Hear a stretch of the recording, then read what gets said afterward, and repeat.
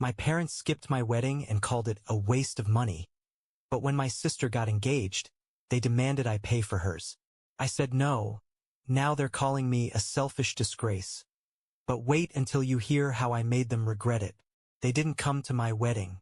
No calls, no messages, not even a half-hearted excuse about being busy. Just silence. I waited until the last moment, still clinging to a thin thread of hope that maybe, just maybe, my parents would walk through those doors pretending they cared. But they didn't. My wedding, the biggest day of my life, was just another ordinary Saturday for them. It wasn't like I hadn't seen it coming. My parents had been vocal about how frivolous weddings were, how I was wasting money on nonsense, how I should have just had a courthouse ceremony and been done with it. But it wasn't about the money.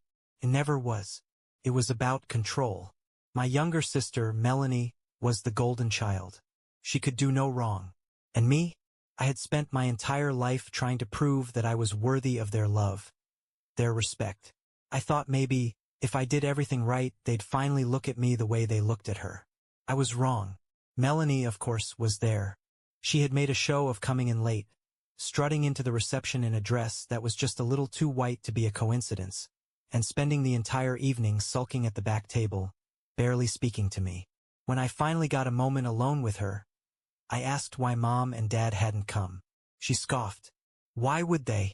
It's just a wedding, not something important. That sentence burned itself into my brain. Not something important. But a year later, when Melanie got engaged, everything changed. Suddenly, weddings were important. My parents, who had dismissed mine as a waste of time, were now treating hers like the event of the decade.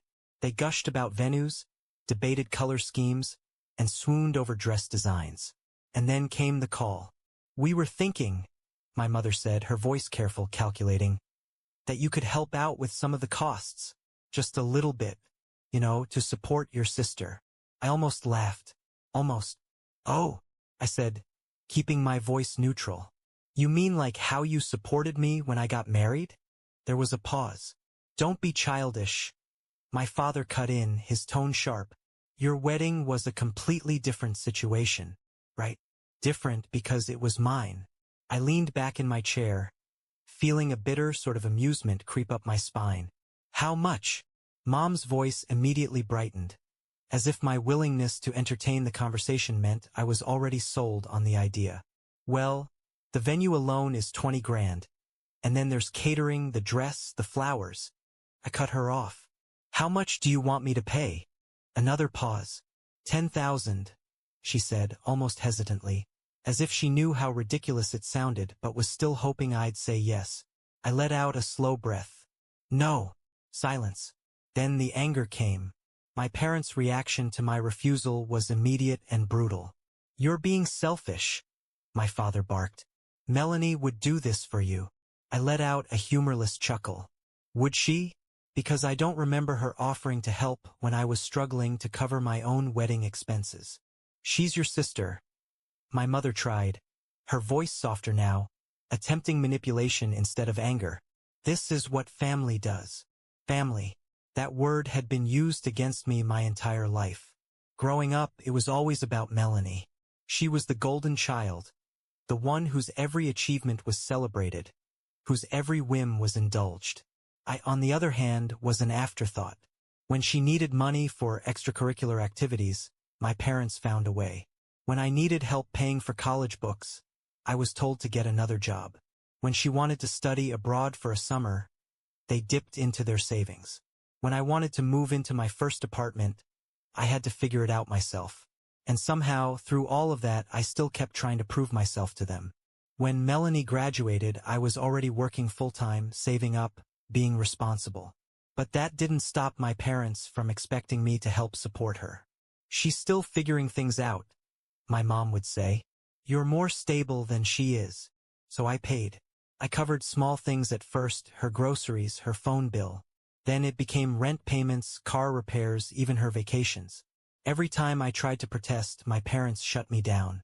You're family. Family helps each other. But that so-called help only ever flowed in one direction. When I got engaged, I stupidly thought things would change. I had a small wedding, Nothing extravagant, just a gathering of close friends and the few family members who actually cared. I invited my parents, of course. Despite everything, I still wanted them there. I still thought maybe, if they saw how happy I was, they'd be happy for me too. They didn't come. Instead, they went on vacation with Melanie that weekend. I should have cut them off then. I should have seen the writing on the wall. But some part of me, the part that still craved their approval, held on. But now? Now they were asking me for $10,000 like it was a given, like I owed them something.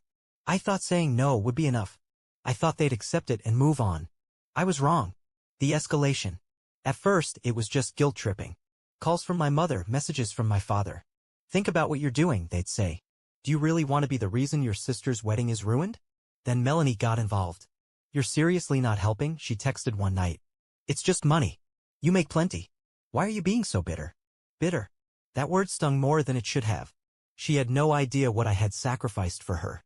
I didn't reply. A week later, the calls changed. No more fake concern. Just anger. You think you're better than us? My father snarled. You think just because you got married and moved out, you're too good for your family? I almost laughed at how transparent it all was. No, I said calmly. I just think it's time you figured things out without me. The next day, I got an email from Melanie's fiancé, Jason. Subject, let's talk.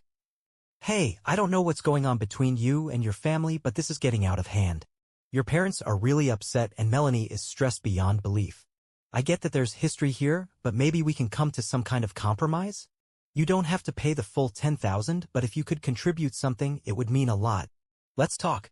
I stared at the screen for a long time. Jason was a decent guy. I had nothing against him. But this wasn't his fight. I closed the email without replying. That was my second mistake. Because after that, things went nuclear. The breaking point builds. Melanie went full victim mode. She started posting vague social media updates about selfish people who don't care about family. She made sure to mention how heartbroken she was that certain loved ones were refusing to be there for her in her time of need. The messages poured in. Mutual friends, extended family, even people I hadn't spoken to in years. What's going on? Why aren't you helping Melanie? Dude, it's just money. Don't be that guy. At first, I ignored it. But then I started getting messages from my parents' friends, people I barely knew. I always thought you were a good son. Guess I was wrong. This is disgraceful. Your poor mother is beside herself. You should be ashamed. Ashamed. That was the word that finally pushed me over the edge. I had spent my entire life feeling ashamed. Ashamed that I wasn't enough. Ashamed that I wasn't the child they wanted. Ashamed that no matter how much I gave, it was never appreciated. But now? Now I was done. If they wanted to see what selfish really looked like, I'd show them. And so, I made my decision. I was going to cut them off. Completely. No more money. No more answering calls. No more pretending we were some kind of family. They had made their choice a long time ago. Now, I was making mine. I knew the last conversation with my parents would be bad. But even I wasn't prepared for just how bad. They insisted we meet in person. We'll talk like adults, my mother had said. But I knew this wouldn't be a conversation, it would be an ambush. When I arrived at my parents' house, they were waiting. My mother, father, and, of course, Melanie. She was sitting on the couch, arms crossed, her face already red with anger. Sit down, my father ordered. I stayed standing. So he began, let's talk about your disgraceful behavior. I almost laughed. Disgraceful behavior? Because I refused to hand them $10,000? This isn't disgraceful, I replied calmly. These are my boundaries. My mother threw up her hands. Boundaries? Seriously? You're turning your back on your own family. You should be helping your sister. I looked at Melanie. She was clutching her phone, jaw tight with frustration. Tell me, Melanie, I asked, crossing my arms. Would you help me if I asked? She rolled her eyes. Oh, don't be ridiculous. You have a great job. You're just being cheap. Cheap? I laughed, shaking my head. Do you even remember how much I've helped you? Your rent? Your bills? Every time you ran into trouble, I bailed you out. You're my brother. That's what you're supposed to do. And there it was. The final confirmation. I exhaled slowly. Okay, I said. Let's put everything on the table then. I took out my phone and opened a document. It was a record of every expense I had covered for Melanie in the last 10 years. I turned the screen toward them. $28,700. That's how much I've spent on you, Melanie. Not counting small favors, birthday gifts, or the times I helped Mom and Dad. The room went silent. I never asked for anything in return, I continued. But now, the first time I say no, You all turn on me? My father slammed his hand on the table. Enough of this nonsense. We are family. And family helps each other. I stared at him. Then where were you when I needed help? My mother gasped. How can you say that? We've always supported you. I let out a hollow laugh. Really? Then why didn't you come to my wedding? Their faces darkened. Melanie shot up from her seat, pointing a finger at me. You're just being bitter. You want to punish all of us because you're miserable. You've always been jealous because Mom and Dad love me more. I stared at her, waiting for the pain to hit, but there was nothing. No anger, no sadness, just emptiness. I finally understood I was never family to them. I was just an ATM. I'm done, I said, voice steady. From this moment on, I am no longer part of this family. You made your choice. Now I'm making mine. My father stood, furious. If you walk out that door, don't come back. I smiled. Perfect. I turned and left. Melanie was screaming behind me. My mother started sobbing, but I didn't look back. When I got into my car, my father's number popped up on my phone. I silenced it. This time they could cry, yell, and curse all they wanted. I was finally free. I thought walking away would be the end of it, that I could just cut them off and finally live my life in peace. I was wrong. The storm didn't pass, it only grew stronger. For the first few days, my phone was an explosion of calls and messages. My parents, Melanie, even distant relatives who had no business interfering. The messages ranged from guilt-tripping to outright insults. Mom, please, sweetheart, don't do this. We're family. Dad, you're being childish. Call us back. Melanie, you're so selfish. I hope you rot alone. Aunt Linda, I don't know what's happening, but your mother is in tears. Fix this. I ignored every single one. For the first time in my life, I felt a sense of calm. A strange, unfamiliar silence that wasn't filled with demands, expectations, or obligations. I had always thought family was supposed to feel like home, but now that I had shut the door on them, I realized my home had never been with them in the first place. But my parents weren't the type to accept defeat. And then the real battle began. The guilt tactics. It took less than a week for my mother to switch from anger to desperation. She left voicemail after voicemail, her voice trembling, on the verge of tears. I don't understand how you can be so cruel to your own family. Melanie's been so stressed about the wedding. She says she doesn't even want to go through with it anymore. Is that what you wanted? I miss you, sweetheart. Can we just talk? I almost believed that last one. Almost. But I knew better. They didn't miss me. They missed what I could do for them. They missed my money. They missed my compliance. They missed their control over me. It wasn't me they wanted back. It was the version of me they could manipulate. The sabotage attempt. 2 weeks later, the situation escalated. I got a call from an unknown number. I let it go to voicemail, but when I listened, my stomach dropped. It was my boss. Hey, just wanted to check in. I got a call from your father. He said he was worried about you, that you were acting erratically and making reckless financial decisions. He asked if we could help. Call me back. I froze. They were trying to ruin my job. I called my boss immediately, explaining everything. He listened carefully, then let out a long sigh. That's some manipulative nonsense, he said. You don't need to worry. Just focus on work. If they call again, I'll shut it down. I hung up, my hands shaking. They weren't just upset. I had become their enemy. And if they couldn't control me, they would rather see me fail. That was the moment I knew, without a doubt, that I had made the right decision. The silence. After that, the calls stopped. No more voicemails.